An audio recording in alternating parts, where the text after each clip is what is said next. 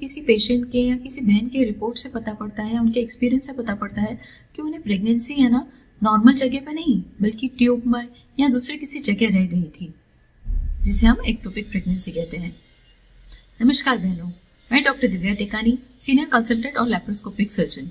आज हम doubts clear करेंगे एक्टोपिक प्रेगनेंसी के बारे में कि एक्टोपिक प्रेगनेंसी क्या होती है, किस तरह से एक्टोपिक प्रेगनेंसी रह जाती है, अगर एक्टोपिक प्रेगनेंसी रह जाती है तो उसके बाद हमारे पास क्या क्या रास्ते होते हैं और किस तरह हम इस मुश्किल से बाहर आ सकते हैं, और क्यों आखिरकार इस एक्टोपिक प्रेगनेंसी को इतना घातक माना जाता है। तो चलिए शुरू करते हैं।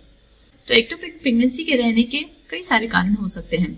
एक्टोपिक प्रेगनेंसी रहने की सबसे पहले हम बात करते हैं कि किन किन जगहों पर रुकती है।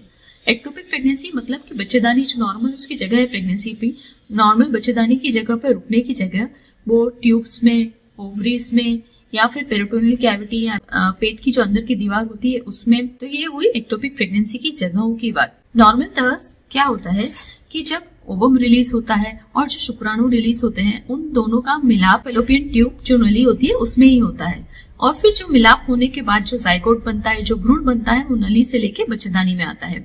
पर अगर किसी कारणवश नली खराब होने के कारण, कई सारे कारण होते हैं जो मैं अभी आपको समझाऊंगी, उसके कारण ये जो भ्रूण बना है वो नली से बच्चेदानी में ना पहुंचकर नली के अंदर ही चिपक जाता है और वहीं बड़ा होने लग जाता है, तब ये नली की एक्टोपिक प्रेगनेंसी कहलाती है।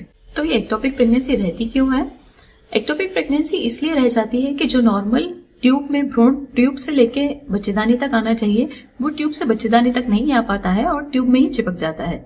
ये इसलिए होता है कि ट्यूब का आकार या तो चेंज हो गया हो, किसी इन्फेक्शन के कारण उसके अंदर की जो सीलिया नॉर्मल काम करने चाहिए वो नॉर्मल काम नहीं कर पाते हैं, या फिर ट्यूब में जैसे ट्यूब टीबी वगैरह का दूसरा कोई इन्फेक्शन के कारण ट्यूब्स में नोड्यूल्स या फिर गांठें डेवलप हो गई हो, उसके कारण जो भ्रूण होता है वो ट्यूब से बच्चेदानी की तरफ नहीं आ पाता है और ट्यूब में ही चिपक जाता है।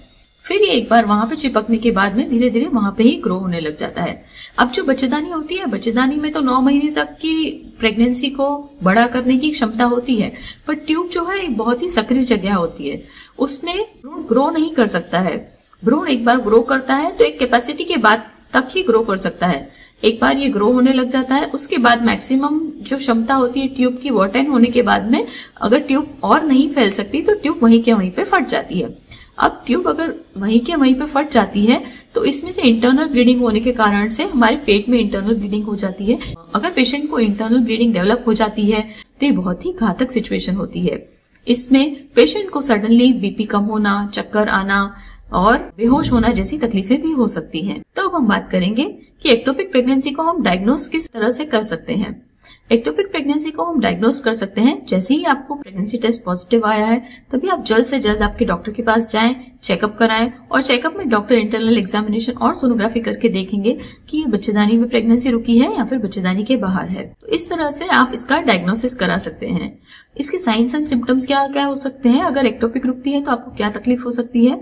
अगर बाई चांस एक्टोपिक रुकती है तो नॉर्मली जो होता है प्रेगनेंसी रुकने के बाद पेन, दुखाव इतना नहीं होता है, पर अगर आपको एक्टोपिक प्रेगनेंसी रुकती है तो जिस तरफ की नली में या जिस तरफ के अंडाशय में प्रेगनेंसी रुकी है उस तरफ राइट या लेफ्ट साइड में पेन होने की चांस रहती है, घबराहट होती है। कभी कभी ये जैसे मैंने आपको बताया कि अगर अंदर से फट जाती है, अंदर इंटरनल ब्लीडिंग हो जाती है तो उस कारण एकदम एकाएक पसीना आ जाना, चक्कर आ जाना, बेभान हो जाना, ये सब तकलीफें भी हो सकती हैं। अब आगे बढ़ते हैं और जानते हैं कभी बाई चांस ऐसी सिचुएशन हमारी लाइफ में आ जाती है तो हमारे पास क्या क्या ऑप्शंस होते हैं। इसमें से सबसे पहला होता है मेडिकल मैनेजमेंट। मेडिकल मैनेजमेंट मतलब कि इंजेक्शन से या जो दवा होती है उससे ट्रीटमेंट करना। एज सच एक्टोपिक प्रेगनेंसी को ट्रीट करने के लिए कोई भी दवा तो नहीं आती है, पर हाँ एक मेथोट्रेक्सेट करके इंजेक्शन आता है जो हम एक्टोपिक प्रेगनेंसी में यूज कर सकते हैं। पर इसके बहनों कुछ क्राइटेरिया होते हैं। अगर आपको बहुत जल्दी पता पड़ गया है कि एक्टोपिक प्रेगनेंसी है तभी हम इस इंजेक्शन को यूज कर सकते हैं। अगर आपकी एक्टोपिक प्रेगनेंसी की ड्यूरेशन ज्यादा हो गई है तब ये इंजेक्शन यूज नहीं किया जा सकता है। इसके कुछ क्राइटेरिया होते हैं, जैसे कि अगर जो एक्टोपिक प्रेगनेंसी की हमें जो बच्चे की थैली होती है वो 3 सेंटीमीटर से कम दिखती है तब, अगर बच्चे में अभी तक धड़कन नहीं आई है तब, और फिर जो प्रेगनेंसी का हार्मोन होता है बीटा एचसीजी वो 3000 से कम आता है तभी हम इस इंजेक्शन का यूज कर सकते हैं। इस इंजेक्शन को यूज करने के बाद में जैसे अगर इस इंजेक्शन का इस्तेमाल किया जाता है तो हम किस तरह से मॉनिटरिंग कर सकते हैं कि ये इंजेक्शन काम कर रहा है कि नहीं, एक्टोपिक प्रेगनेंसी जो रह गई वो सूख रही है कि नहीं, हम पता कर सकते हैं जो प्रेगनेंसी का हार्मोन होता है बीटा एचसीजी।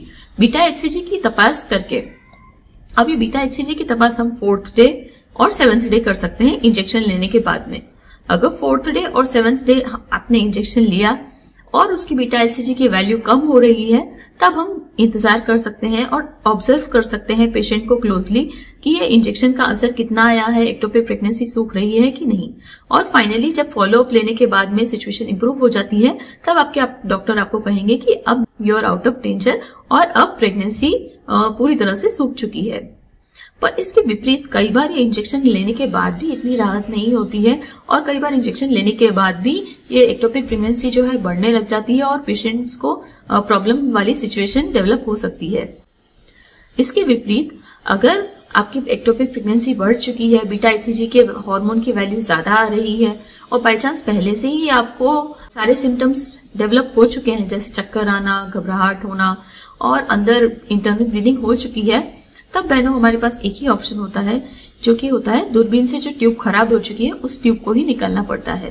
पर मैं उम्मीद करती हूँ कि ऐसी सिचुएशन किसी की भी लाइफ में ना आए और आपको जैसे ही प्रेगनेंसी रुके आप प्लीज जल्दी से जल्दी चेकअप कराएं, ताकि बाय चांस अगर कोई ऐसी सिचुएशन है तो आपको जल्द से जल्द पता पड़ सके और अब इस सिचुएशन से जल्दी से निकल सके। उम्मीद करती हूँ आज की वीडियो से आपके ectopic pregnancy related doubts clear हो गए होंगे और आप जिस एक्टोपिक प्रेगनेंसी को एकदम डरावनी वस्तु समझते थे, उससे अब थोड़ा भय कम हो चुका होगा, क्योंकि आजकल टेक्नोलॉजीज इतनी एडवांस हो गई है कि हम बाय चांस ऐसी सिचुएशन भी आ जाती है तो हम उससे आराम से टैकल कर सकते हैं। पर जरूरी है कि आपको टाइम से डायग्नोज करना, आपको टाइम से सोनोग्राफी कराकर ये पता पड़ना जरूरी है।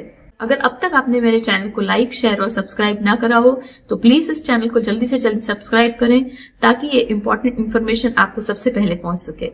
Thank you.